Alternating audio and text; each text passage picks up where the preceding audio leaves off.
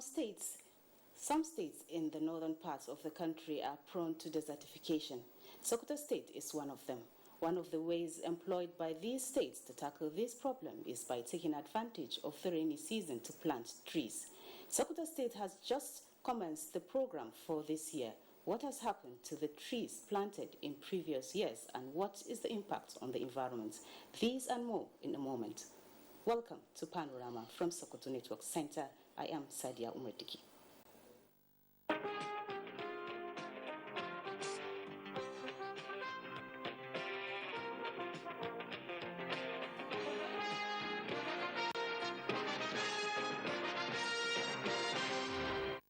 A crucial meeting of the National Security Council has ended with a strong conviction by the Buhari presidency that normalcy will be fully restored in all troubled spots across the nation before President Buhari's tenure elapses.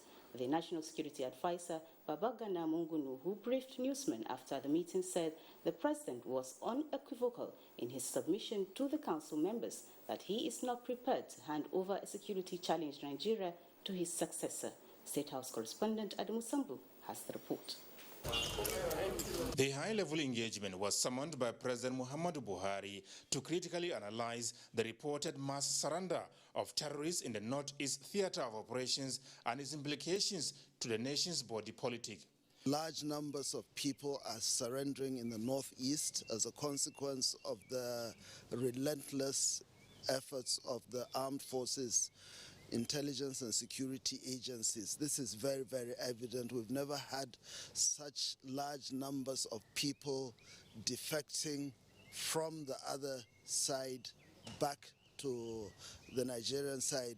The president is quite happy that there's been tremendous success, especially with the advent of the new service chiefs and the Inspector General of Police, and he's also made it very, very clear that he's not ready to exit government as a failure. He's not going to tolerate that. He's made changes and is ready to make further changes if he's not satisfied. The meeting, attended by Vice President Yemi Osinbajo, several relevant ministers, service chiefs, and heads of other security services, also discussed plans for the surrendering terrorists. The participants also noted a significant drop in the cases of kidnapping and banditry in parts of the country.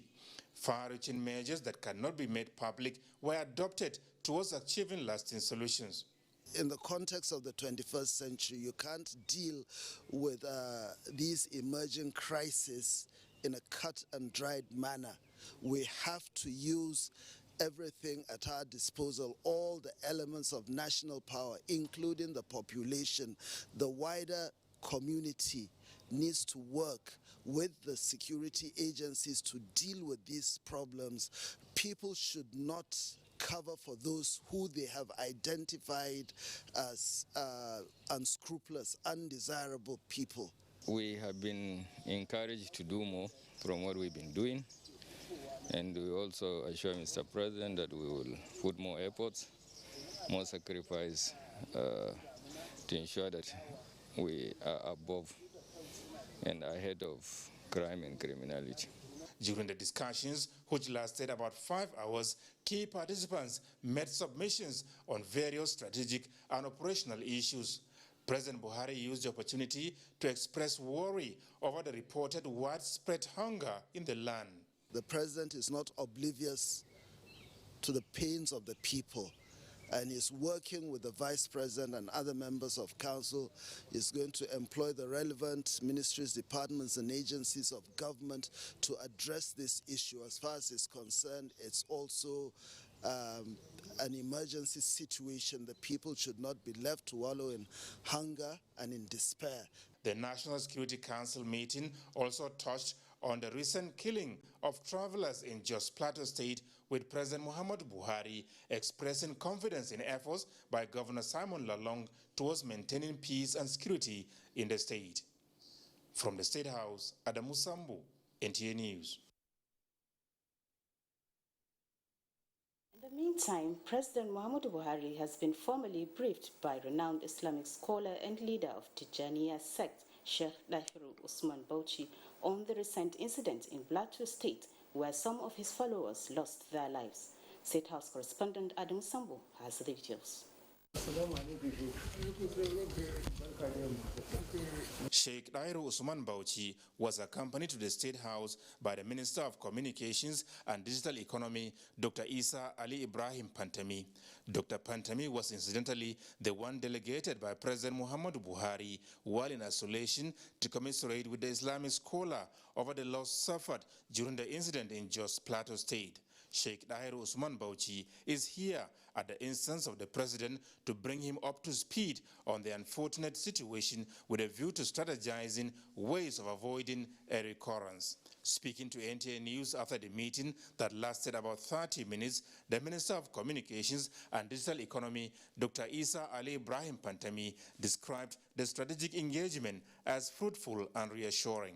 The major highlights of the discussion: firstly, Mr. President condoled the Sheikh and he assured him that he has directed relevant institutions to investigate and do justice. He appreciated the Sheikh for the way he promotes peace, and at the same time he urged his followers to always be law-abiding. The Sheikh also presented some solutions to Mr. President for consideration, firstly on what happened, and secondary, something that will bring everlasting peace in the country, which is what we have been yearning to ensure, that there is peace everywhere. So, and at the end, Sheikh prayed for Nigeria and also prayed for the peaceful coexistence of Nigeria, and also prayed for Mr. President to be successful in his leadership. The minister confirmed that the president assured the Islamic scholar that the government will study the recommendations he presented for necessary action. From the State House, Adam Sambu, NTA News. Now, the authorities are promising tougher times for air passengers intending to travel with prohibited items on the no-flight list at any of the nation's airports following the approval of more funding for sniffer dogs by the Federal Executive Council. Aviation correspondent Emmanuel Ayemiro visited the military working dogs cannon wing of the Abuja airport to witness firsthand the training of these dogs for increased security.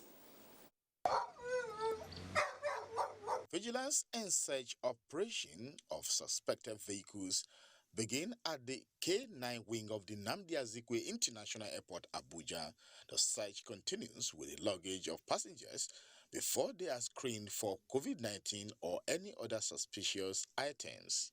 The approval of the procurement of security dogs is in line with the International Civil Aviation Authority for the safety and security of airports.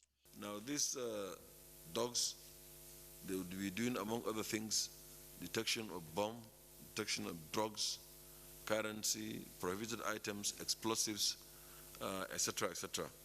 A visit to the military working dogs kennel provided an insight about the specialty of each dog on narcotic, explosives, patrol, and special operations.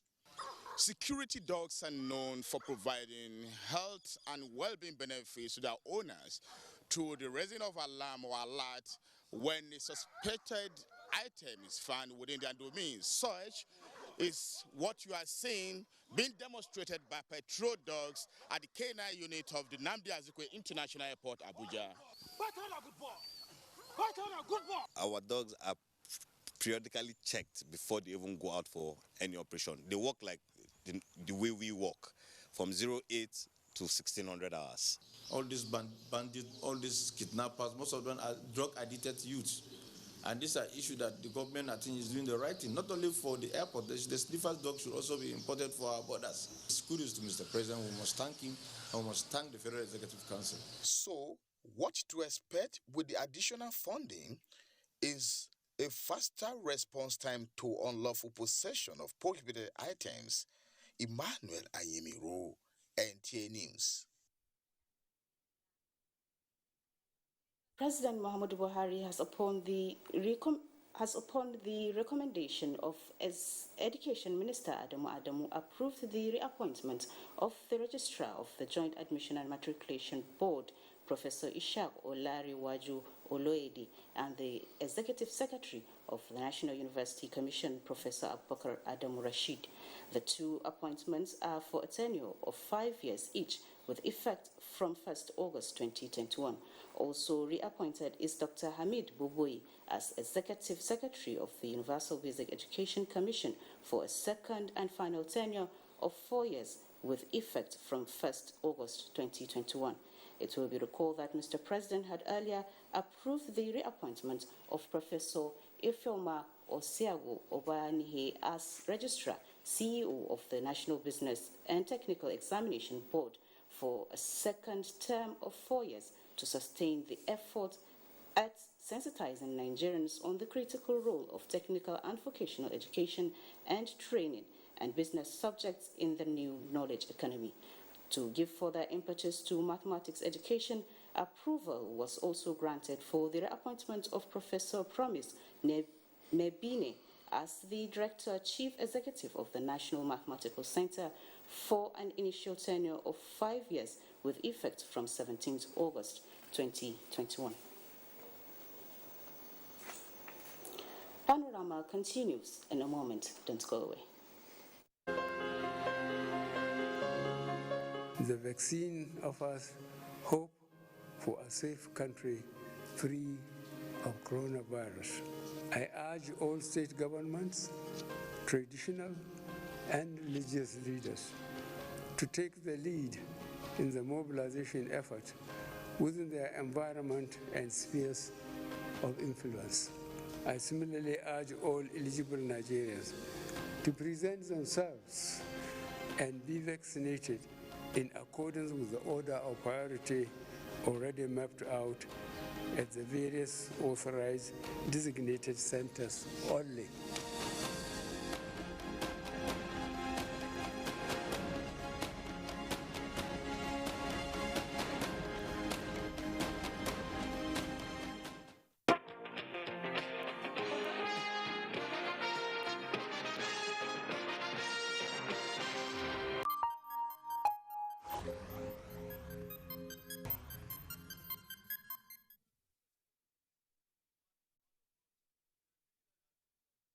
You are still there. 674 new cases of COVID-19 have been recorded as at Thursday, 19th August 2021. A breakdown shows that 17 states are accounting for this number, with Lagos having 355 cases, Rivers 87, FCT 38, Ogun 33, while Akwa Ibom and Oyo states have 32 cases each. Edo has 22, Ekiti 20, Kwara 17, Delta 12, Bayelsa 8, Gombe 5, while Kaduna and Osun have 4 cases each. Enugu and Nasarawa 2 cases each, while Plateau has 1 case. This brings the total number of confirmed cases in the country to 184,267 and 167,923 discharged, with 2,244 deaths recorded. Now, Sokoto State Government has evolved a pasture development program towards providing animal feeds to reduce the level of herders-farmer crisis in the state and country. The program was flagged off at the Livestock Breeding Center, Dogondaji, one of the designated sites for the program in the state. Lata Abdullahi completes the report. This is the Pasture Development Program, a unique and the first of its kind in the country. It is a way of providing animal feeds through the use of combined harvester and collector, as well as harrower, planting and processor machines.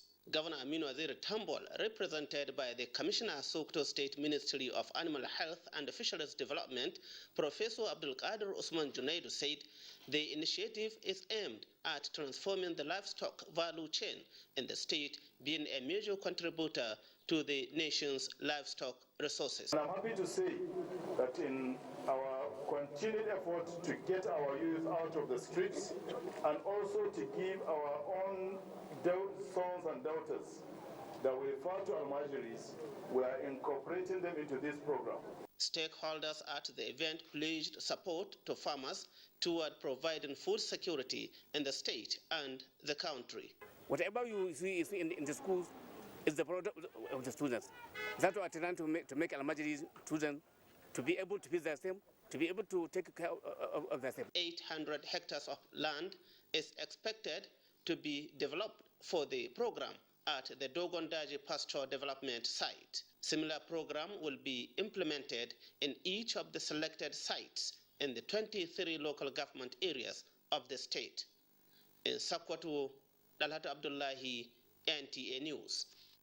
Sokoto State government has procured 2 million seedlings for the 2021 tree planting campaign in the state. This came to the fore as Governor Aminu Waziri Tambuwal flags off this year's tree planting campaign at Kilgori in Yabo local government area. Dalhat Abdullahi has the report. The 2 million tree seedlings comprised of nymph, eucalyptus, baobab, mango, cashew, tamarind, date palm, moringa, and mahogany. Flagging of the 2021 tree planting campaign, Governor Aminu Waziri Tambuwal challenged the people of the state to key into environmental safety activities, describing Sokoto as one of the desert frontline states in the country. I therefore appeal to all of us, all the stakeholders, business community, everyone, traditional rulers, religious leaders, to join hands with the state government and particularly Ministry of Environment and Ministry for Local Government Affairs for us to support the initiative of this year for the planting of 2 million trees. Sultan Muhammad Saad Abubakar pledged continuous support to government programs at all times. Highlights of the event were paper's presentation on climate change mitigation through tree planting by Dr. Murtala Dangulla of Usman Danfodio University, Sokoto, and another on the economic and medicinal values of trees by the chairman, the Cut and Endowment Commission, Muhammad Lawal Maidoki. The theme for this year's tree planting campaign is promoting agroforestry farming for sustainable economic development. In Sokoto, Dalhat Abdullahi, NTA News. And now to our discussion segment, we'll be discussing tree planting to tackle desertification and its impact on the environment. And with me to discuss this in the studio is Muazu Ahmad Suka, Program Manager, Sokoto State Afforestation Program, Ministry of Environment. Sir, you're welcome. Thank you very much for having me on Panorama. All right, sir. Desertification is one of the environmental challenges facing northern part of the country. Yes. Sokoto State has just flagged off tree planting campaign this year. Yes. What's the advantage of this campaign? Well, actually, you talked about desertification. It's more than that now. We have climate change, global climate change, and its impacts has changed the dimension of the problem of desertification, deforestation, and even drought. Okay. Sokoto State, being located in the Sudano-Sahelian ecological zone, drought is a permanent feature here because we have annual rainfall of a little less than 1,000 millimeters per annum. This year, as you can see, the theme of the campaign is promoting agroforestry. Okay. Well, agroforestry is one very important element in the fight against desertification. If you notice, in Sokoto State, we have a little over 10% of our entire land area of 32,000 square kilometers as a gazetted forest reserve. Okay. And what happens is that the remaining 90% is largely farmland and open to other land use practices. Okay. So that's the reason why it's very critical to reintroduce agroforestry. That is the practice of having tree crops or trees on our farms. And we came to understand that one of the problems we will have in that direction is that the bulk of our farmers are peasant farmers, so they don't have large land holding. Okay. So they tend to fear the presence of trees on their land, thinking that it's going to take up space. So we encourage them to use their boundaries to plant trees. Okay. They could use species that are of economic value, like shrubby species like moringa, for example, which has medicinal value and food value. Then they can even use mahogany, which also has medicinal uses. Then there are, of course, fodder species, which in your earlier report you talked about. You showed the Ministry of Animal Health promoting pasture development. During the dry seasons, when we don't have grass, our animals normally feed on fodder trees like albizia and gao or Fidarbia albida. Okay. So these are the type of trees that should be promoted on land. And in this direction, this year, we have distributed a number of tree seedlings to farmers in the 23 local government areas so that they will introduce them on their farms. And this year, we were able to raise about 1.2 million tree seedlings, largely of the environmental type, neem and the rest. So to make up the 2 million, we have procured agroforestry type trees like fruit trees and the type.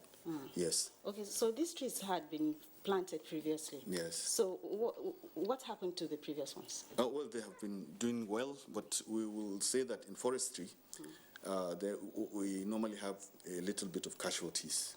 So we have what we call beating up. We follow them up and replace those ones that have died. But that's not the problem. The problem is changes of land use. You could establish a roadside plantation, and another time maybe a filling station comes up, takes over the place, and the trees are cut down. So to make up for that, we have intensified the planting of trees. And in our greening initiative, which we introduced last year, it's a novel initiative. We've tried to bring in members of the public to make partnership and collaboration with them so that these things can be sustained. We understood, for example, that Sokoto Metropolis from 1999, when with the introduction of democracy, we've had a stable democratic culture, and a lot of development has come in. So we have had a lot of land use changes within the Sokoto state, Sokoto Metropolis in particular. And we noticed that some 7 principal greenhouse gas emission sinks were lost due to development. So last year we started the initiative by trying to replace the biomass of those ones lost. And in that direction we were able to plant over 2 kilometers at the Sultan Abubakar III Mosque. And we established also an orchard. And we now brought in, with the collaboration of the Ministry for Basic Education, we brought in secondary schools so that we can ingrain in them the culture of planting trees to make the whole thing sustainable. Because we found out that in the past, of course, a lot of effort has been made in planting trees. Many have survived. But how do we sustain this thing? Because losses happen. So to sustain them, we have to involve members of the public at different levels to make them our partners in this enterprise, not to make it look like it's just government business. Yes. Thank you very much, sir, for coming on Panorama. Thank you very much for having me.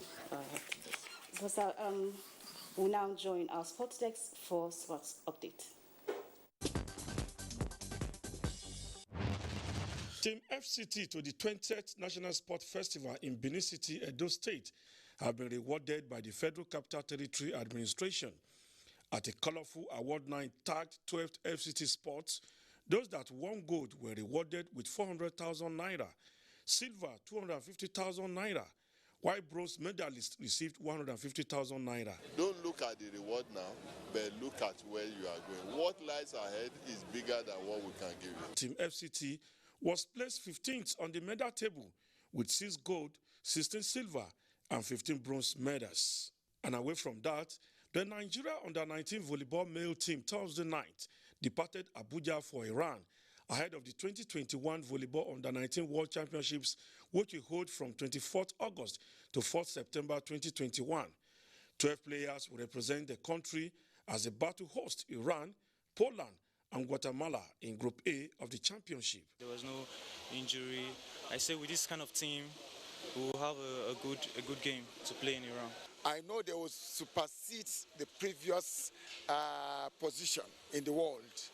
I see them moving to a greater height in this competition. And finally, about 85 darts players from 16 states of the Federation and the Federal Capital Territory are currently on a 3-day capacity training in Abuja, aimed at keeping them in good shape for further major championships. Make sure we bring back our players to their form, to know that the Federation is still active and we will continue to do this henceforth. Participants were also drawn from military, paramilitary, and clubs. Clement Olorutoba, NTA News.